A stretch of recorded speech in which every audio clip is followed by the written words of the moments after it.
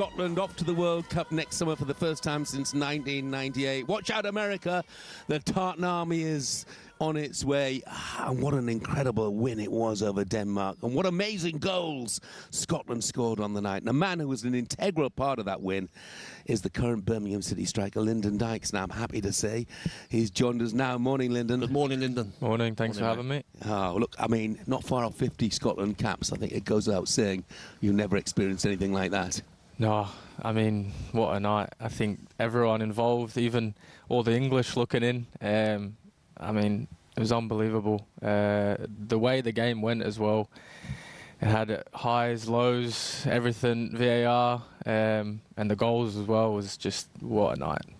Yeah, incredible. I mean, I watched the game, and I was saying earlier on, I actually felt sorry for you up there because I played at that position on your own up front and balls at your neck and trying to hold the ball up and bring others into play. But was that because you scored so early? You had something to hold on to?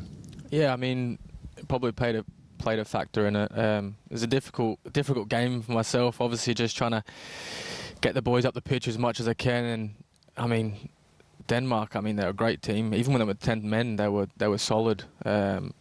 And sometimes being up front is just the role you have to do. At one point, first half, I was down in our box trying to block shots, just thinking in my head, don't give away a penalty. But I'm happy to do that role. And it's just the way it was. But obviously McTominay's goal was so early on, and I mean, like you say, it probably did, you know, we maybe thought hold on to that lead a little bit too early, but I mean, for the goal, that was unbelievable, that goal.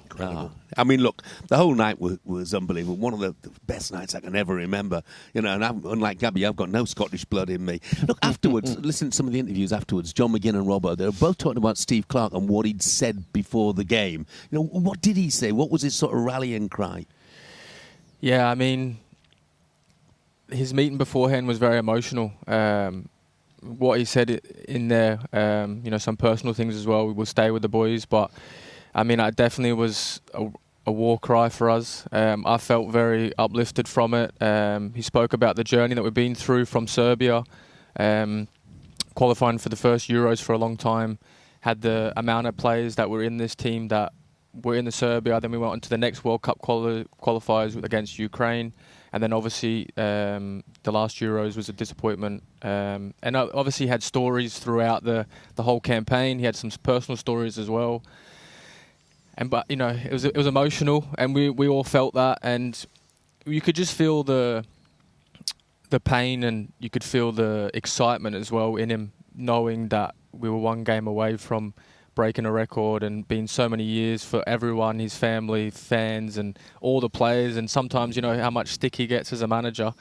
And I felt like we had that in that game, in that night, and we had a bit of luck. And yeah, I mean, it was the best football night I've ever been involved in. So yeah, it was great. I was watching at home, and when the national anthem was played, I just put a video on my Instagram. I was like, wow, that's what I miss about football. Let's play games like that.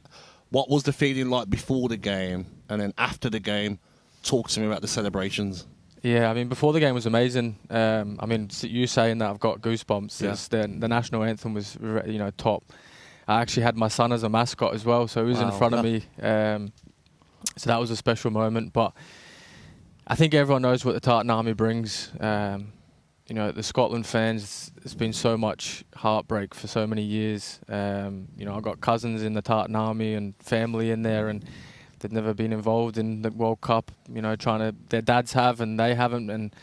And you could feel that in the national anthem, and you could feel that on the pitch as well. And before the game, you know, the boys were very switched on. There was actually an injury in the warm-up for Big Suda, and Hanley came in, so that would have been a massive moment for him.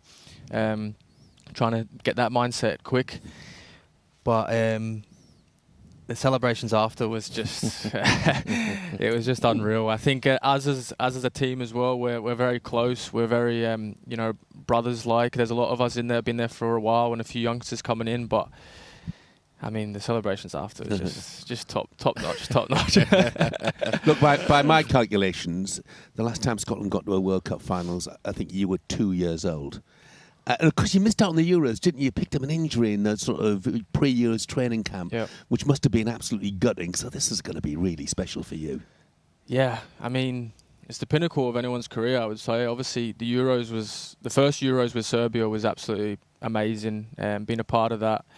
And then obviously the second Euros was a different look at it. I got injured in a warm-up. I got injured in training, in the pre-training against no one, and just kind of landed awkwardly. And it was just the worst kind of timing and luck that I could get. But I took some positives out of it. I went over there and done a bit of media work still with the boys and that, and really enjoyed it, actually.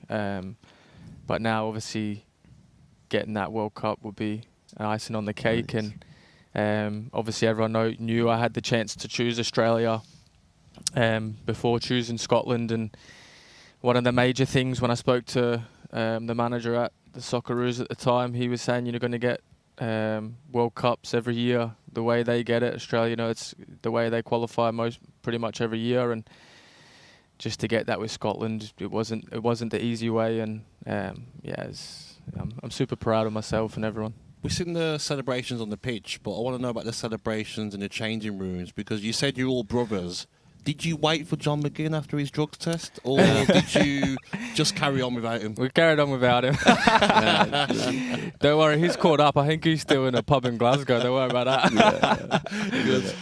But it was great after. It was great after, and there was another boy. Shanks was in the drug test with him as well. The worst thing ever, isn't it? Yeah. Honestly, Jeff, it's like, just leave me alone. You're just like, why? You can't go in the change room, can you? Yeah, it was terrible. Yeah. I think about an hour and a half after the game, we're still up with the families, and their family's still waiting for them to come in, and it's just bad timing. But I got drug tested after the Wembley game against England, and that was not great either. But it's turned out to be some season, isn't it? Because things going well with Blues as well. Yeah, it's been really good. Obviously, we've got a great day today with the stadium, bigger stadium than Villa, as I might say. No, the whole club in general, you can see the way the club's going, the back room, and obviously the whole knighthood and the owners and stuff like that. They're guns blazing, and they're putting their front foot forward. So it's going to be positive news and keep going up for the Blues. Hey, well, congratulations, yes. Lyndon, and just a brilliant week. But keep the media work up, because in the not too distant future, we'll probably need a replacement for Gabby. So, yes. I mean, I've seen it long enough. I've seen the amount of stick you get. I don't know. The crazy thing is, I love it. Are you into the action?